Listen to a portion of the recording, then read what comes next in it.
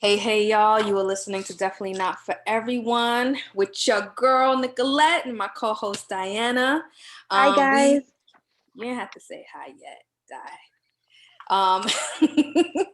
we are here today with Mr. Dwayne Morgan.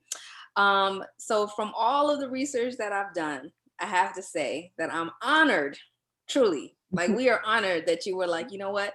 I'll come on your little podcast and say what's up Shocked. to your like Shocked. 5 people that listen to y'all. So for the audience that don't know you, and I know you are a humble man, so allow me to tell the audience all of the some of the things, because there are more things. So I didn't add that in there, but some of the things. So you are a Canadian spoken word artist, motivational speaker, and event organizer. You are a musician. You are hopefully a soon to be, we'll talk about that part later, but soon to be elected official, right? Because we're going to run again, right? And from your TikTok, you seem like an amazing, amazing father. So usually how I like to begin our conversations is by asking you to define yourself, which I feel like I already did for you, but every day is different, right? So today, who are you? How you feeling? Whatever you want to say. Would you like me to All right. go Well, first, I want to thank you for the invite, for inviting me onto the podcast. I didn't think of it as this little podcast.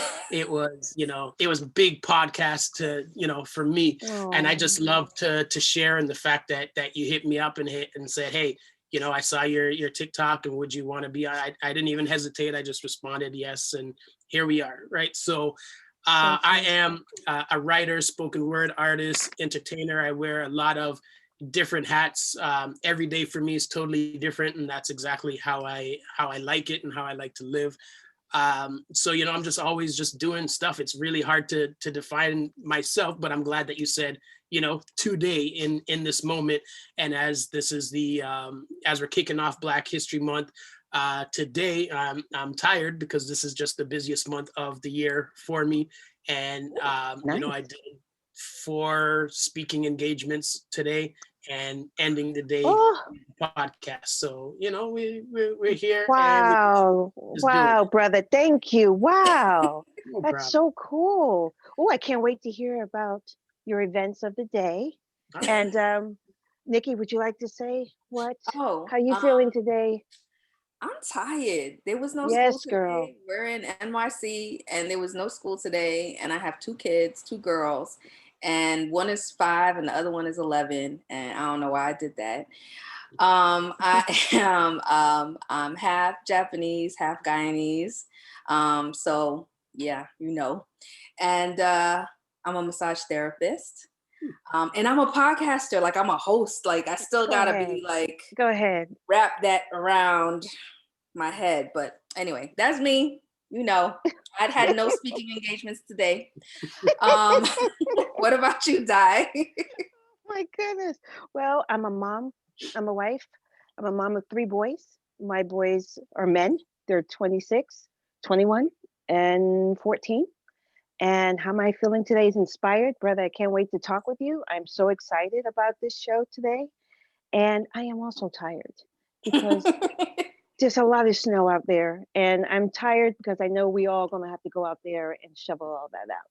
Them boys better help you shovel. Just think, oh no, they're good. The last few years, they've been good. But before, it used to be me. And everybody else was tired or hurting, or my husband's back, or his honey, I'll be out there later and I'm halfway done and then he come on out. But that's another story. But that's another story. He should watch your TikToks. You should have him watch Dwayne's TikTok. I'm telling you. Learn a few things. Shoot. They all should. All right. So but yeah, your TikToks.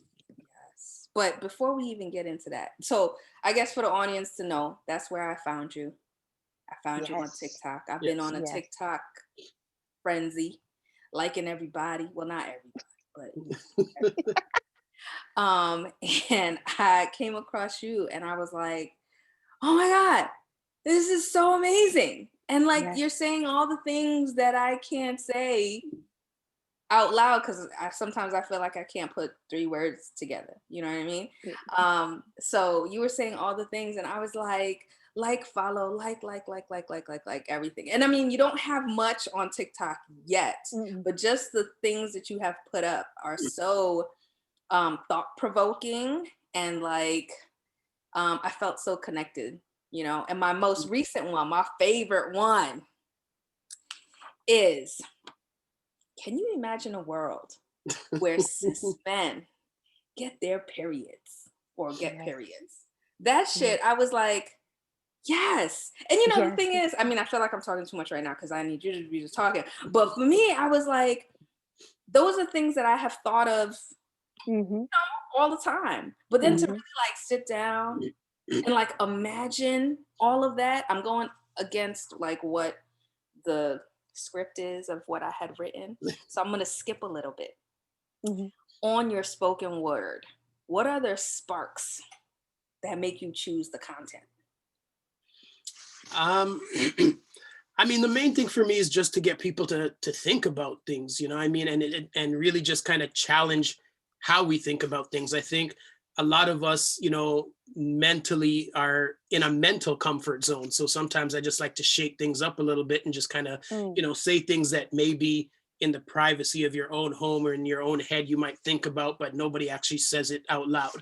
And I just like to, you know, just offer that different perspective. And I mean, it'll be interesting to see, you know, how things roll out as I start to put more out there, because there's so much that I haven't even touched on, and so many different aspects of my work that isn't there yet. I mean, I had been sleeping on TikTok for the longest time because I just thought it was just people just acting the fool and stuff. And my daughter was like, no, you gotta go on there or whatever.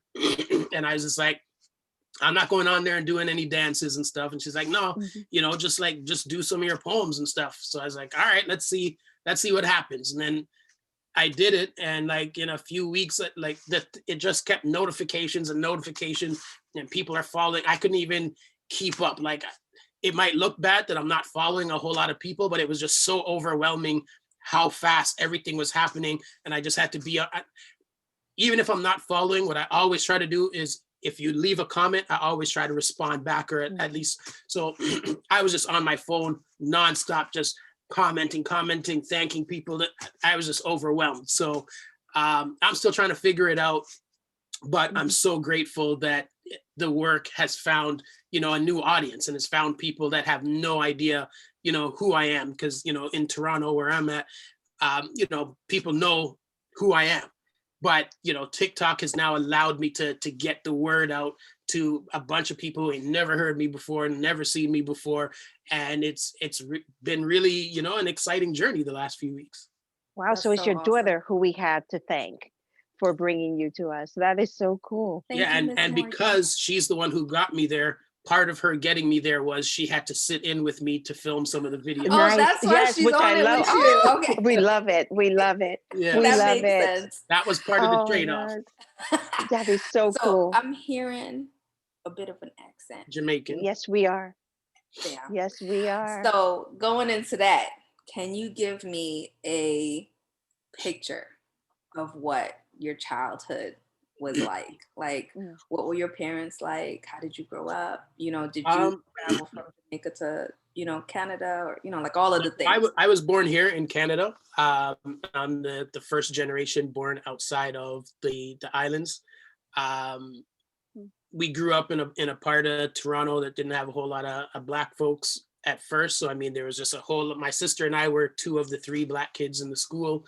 So there's a lot of things that we had to learn and discover and try to navigate, you know, dealing with, you know, race and just people who hadn't really seen a lot of, you know, Black people before. And my parents growing up in Jamaica hadn't seen a lot of white people before. So it was just a whole lot of stuff to learn and figure out. And my sister and I were just in the middle of it, just trying to, you know, piece things together as kids. And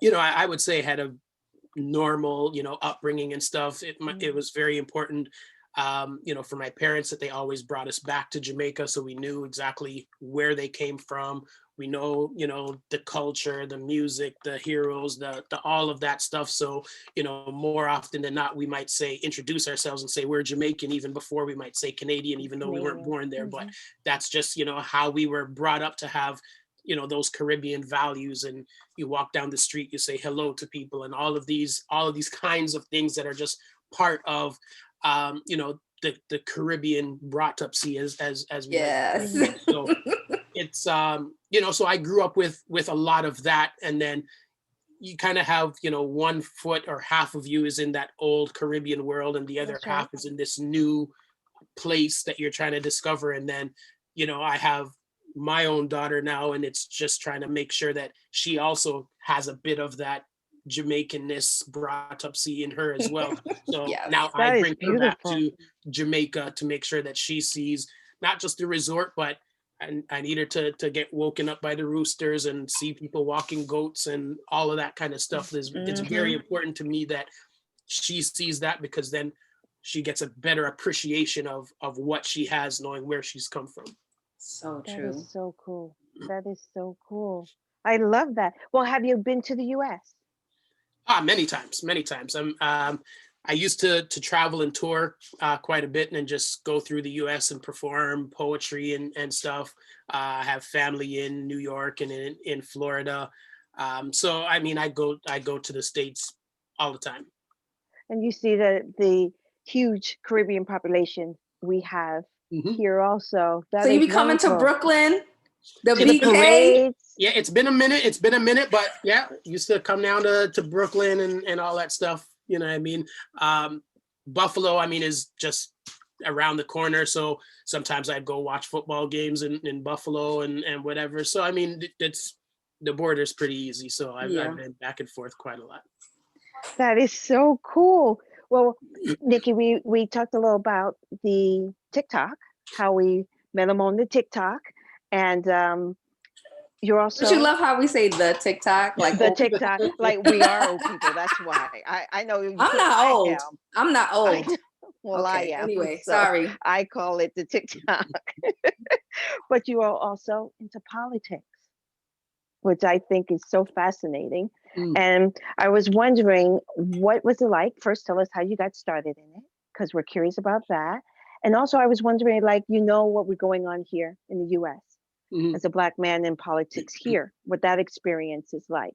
And I was curious, what is it like in Canada for a Black man to run? Um, Similarities and differences. So give us the whole story.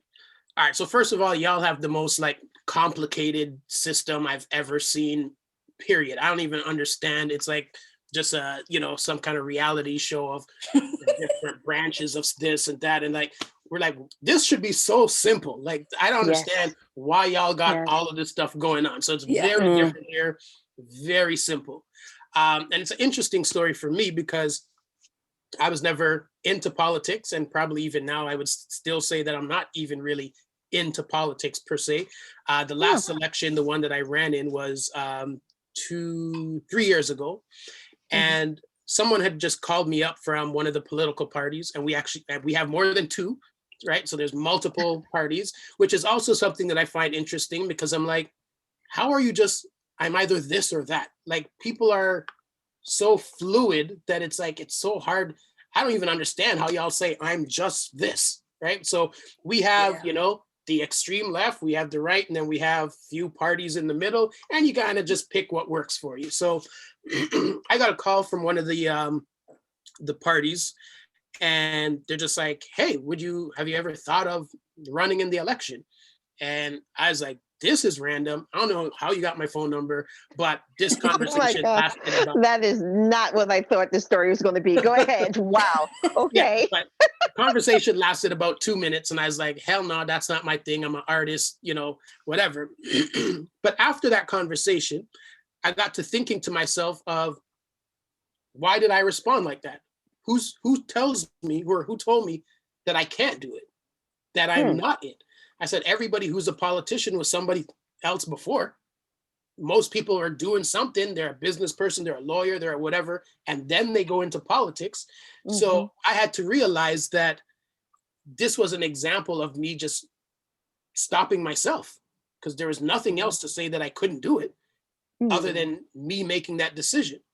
So the main reason why I ran was to prove to myself that I could run and to inspire people from the community and other young people to be like, hey, if this guy is writing poems and he's running for office, there's nothing stopping me from running for office.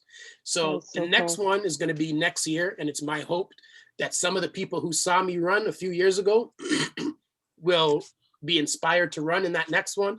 I haven't decided if I'm going to do it, but yeah, it was a great learning experience and something that I tell, so many young people that it was my first time doing it. I finished second to somebody who had been in that position for a very long time, like decades. So I felt very proud that I was able to finish second amongst other people who were actual, politicians. And what I say to people all the time is that I went into it knowing that only one person can win. So the likelihood of not winning was high. So it's not like, selling myself, this pipe dream or whatever. So it's not like, oh my gosh, you lost and it was disappointing or whatever. I mean, to lose, it's a public loss, big deal. Who cares? Like for me, what I gained was along the way, I met other people who were running who won. So now when I need a reference letter, when I need anything, I just hit them up and I'm like, hey, I'm trying to do this thing. Now I got people in high places who can write me letters, who can open doors, who can do things. So people always get caught up on the winning. But you can still win by losing. Yes, but you got to be in the game first. If you're not in the game, you're a spectator. What do the spectators get? You get a program that says, this is what happened in the race. These are the people who were in the race. I rather at least be in the race, be able to know who else was in the race, than just go home with a souvenir. You know what I mean? So that was my main thing in terms of how I approached it, my outlook, and what I try to impart to other people about why it's important to get involved. I love that. Nice. That's so fucking cool. Yes. That is. Because it's like I love that. Everybody says stuff like, oh, you have to be courageous to go into politics and, because you don't know what's going to hit you and all of that stuff. But like, it's like you took the courage out of it and it was just something that you were going to do. Like, and then, and that was it, and it wasn't necessarily about winning. It was just about, getting in the game. Yeah, but the thing is, I knew that I couldn't lose. So it was about winning because I'm like, whether I was elected or not, I was going to win. Because I'm in it, right? So when you're on the outside, you have no chance of winning. You have no chance of gaining. But I won even though I lost, right? So it really just comes down to how we see things. And I mean, people scoured the internet. They used my poetry against me. They did all sorts of stuff happens. Like it's a dirty game. You got to have a thick skin. Because I write sexual poems as well. So they found all those and they're like, I could just imagine. Goodness, I just got an image of that. You know what I mean? So I could imagine. It got crazy, but you know what? It was still a great learning experience. And, I have some great people in my corner that I met from doing that. And just to follow up with what Di was saying in terms of like you being a Black man in Toronto in Canada and running for office, did that, I mean, of course it played a role, but how did it play a role for you? I mean, it was really interesting because, the area that I was trying to represent is where I grew up. And now it's a heavily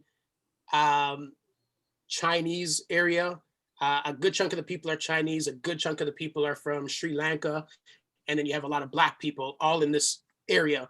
So it was really interesting because, trying to go around, trying to knock on doors and stuff, people are looking out like, who's this Black guy? Am I going to answer the door? So, in certain neighborhoods, I had to get like a Chinese volunteer and be like, yo, just come walk with me through here and just, be my medium between, the door and these people looking out and seeing this Black guy. And, it's just like here. Right. I had to take exactly like here. Yeah, I had to take some of my materials and, translate it into Cantonese and Mandarin and different things just to try to, reach people. And it was interesting because, the party that I was a part of didn't want me to do stuff like that. And I'm like, I'm not trying to be out here getting embarrassed. I'm like, we got to reach the people. So if the people don't speak English, I need to put this in their language so that they know who this guy is. For So that real. when they see me rolling up on their door, you know, some people I had to like put the stuff, like the key thing, and they would Exactly. read and they'd see, okay, it's in Cantonese, okay, just leave it here and I'll get it after or whatever. Like it was just an interesting experience as a Black person trying to, you know, walk through neighborhoods and knock on doors and stuff, because you have no idea who's going to open the door and what kind of conversations are going to happen. That's right. That's right. Wow. That is so cool. I love that. It's very similar. You Yes, answer my question, brother. Very yes, similar. yes. Go So ahead, Nikki. I listened to one of your albums, and like I said earlier, I keep blushing. before we started recording, I don't know why you laughing, lady, right? I keep Before we started blushing. That's recording, why. I don't know why. Anyway, but that I was listening to it and I felt like I was sitting in a smoky jazz club and I was listening to some beautiful jazz music and somebody was just talking on the mic like, yes, your legs are the color of caramel. You know, like and fingers snapping when we like the, Yes, you know, brother. that's what I Yes. felt like. So can you talk to me a little bit about your album that just came out, like what it's about, and also like what makes it different from your previous albums that you So the most recent album is called Timed Out, and it's I call it the love album. And there aren't a whole lot of pieces on there that talk about love in the romantic way that we envision it. You know, there's a poem. My favorite poem on there is about, you know, what I learned about love from my grandmother, watching my grandfather die. You know, there's heartbreak stuff on there. It's like the anti-love album Exactly. almost, in a sense, Exactly. because it just Exactly. looks at all the different aspects of love, except that what we kind of understand love to be. And I wanted it to be a cross between, you know, spoken word jazz and like a R&B soul kind of album. And the whole thing was recorded live. You can probably hear people in the background and that's what stuff. I liked about it. Yeah, so um, almost all of my albums, I think there's only one that I recorded in studio. All of my albums are just live recordings. And, you know, it's kind of sucked because we've been in this lockdown, so I haven't been on stage in that way in like over a year now.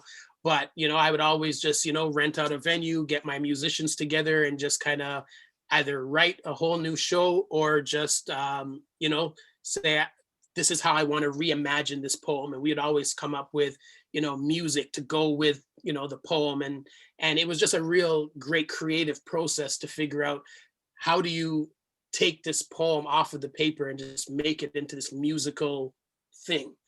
And then there's some background singers on the album. And even with the background singers, I would just tell them, just go with it. Just do what you feel. And we would just be on stage and it was just like this organic freestyling kind of thing that would happen. But there's so much trust between the musicians and the singers and myself that nobody's, you know, trying to jump on it and, you know, take over anything or whatever. Everybody's just trying to add little accents, you know, to it. And I love how the album came together. I love how it turned out. And yeah, I just love giving people another way to experience my work. Well, how did you get started? When did you What was start? that? When did you start? Oh, she wants to know when you started and how did you start doing spoken word? And how did you start? Yeah, you know, I guess I have a whole lot of interesting stories. So, you know, it might not seem that way because of, I guess I've gotten really used to, you know, interviews and this kind of stuff, but I'm an extreme introvert. I don't like speaking to or being in front of people. I don't like being the star attraction, although my job is to entertain people and be the star attraction to be on stage. So it's a I've heard very of people like you. interesting thing. The minute I get off stage, I just go into a shell and that's me. When can I go home? When can I be out of here? I do all the social stuff that I have to do. Thanks for coming, blah, blah, blah. And then I just need to go and be by myself. So I started in high school. And at the time, I didn't grow up writing or doing anything like that. I became the president of our school's Black students group, and I had organized a talent show, and I had friends who, were singers, dancers, hip hop artists, and I organized the show, and it started to get a whole lot of buzz. There's just people coming from all sorts of different schools to come in and check out this talent show. And then I was like, you know what? This really sucks because people are coming to watch all of my friends and no one's going to know that I'm the one who put this all together. So I need to find a way to get on stage in my own talent show. But I'm like, what do you do when you have no talent? I can't sing, I can't rap, I can't dance. Oh, Like, no. all right, let me write a poem. So I wrote a poem, and that poem changed my life. Wow. And that was it. From that day, I never looked back, and poetry has been my job since high school. That's amazing. So cool. That is very, very cool. Am I love that. wrong to add to, I think I read that you're also an author? Yeah, so I have 13 books of poetry, or 13 books that have come out. 2 of those are children's books. One is a inspirational book that is actually taught in a couple of the high schools out here. And then I think 10 of them are just collections of poems. Oh, wow. That is so cool. So, I mean, this is going to be my last question. I don't know if this is going to be Di's last question, but what's next? Like, what more can you do? You know what? It's such a, I mean, that's a great question. And I'm always trying to do more. I'm always trying to challenge myself. I think for me, that's what life is all about. The minute you stop trying to learn stuff, you might as well be dead. Like there's just so much to do, so much to find, to discover. So like I said, we've been in this lockdown over here. Nobody wants you to go out of your house. So I've been on YouTube taking like guitar lessons. I'm trying to learn how to play the guitar. I wrote a screenplay for a movie. Still writing poems. I'm here recording stuff on TikTok. Oh my goodness. I'm busy. Oh my doing this month. Like I said, it's February Black History Month. I got 50 bookings for this month to do in 28 days. I do photography, so I'm a photographer as well.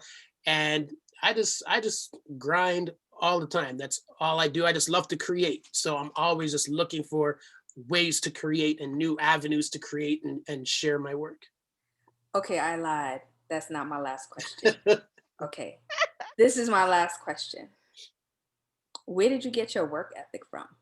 Who did you get your work ethic from?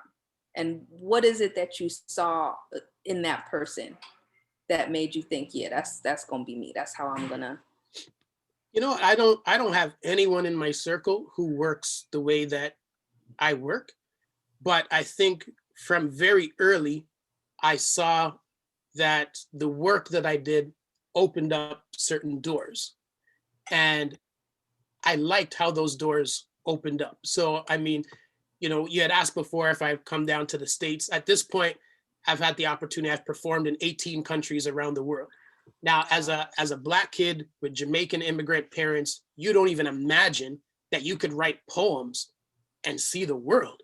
Not from a Caribbean parent, hell freaking no. You know what I mean? But no, so you better be a doctor, lawyer. The work ethic that I had, and I was doing all this stuff, and then I'd get an email, hey, do you want to come to Germany? Sure. Hey, do you want to come to Budapest? Sure. Do you want to come to France, Ghana, South Africa, whatever? And I'm just like, you know what? Why wouldn't I work hard? Like the alternative is to just sit and do nothing. And what would I gain from that? Like, again, my thing is life is to be lived. So every day, as long as I have the energy, I just try to do stuff, and everything that I do leads to something else. If I didn't jump on TikTok and try to figure out this podcast wouldn't be happening. So everything leads to something, but nothing leads to nothing. Exactly. Right? So I like going places. I like doing things. I like meeting people. I like having, contacts in different parts of the world, and just being able to have conversations and interactions with different kinds of people and stuff. So the only way that I've learned that happens is just through the work and just through the hustle.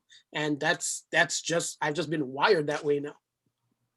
That's so cool. But I have another question. No problem. Do you want your daughter to have the same kind of hustle you have?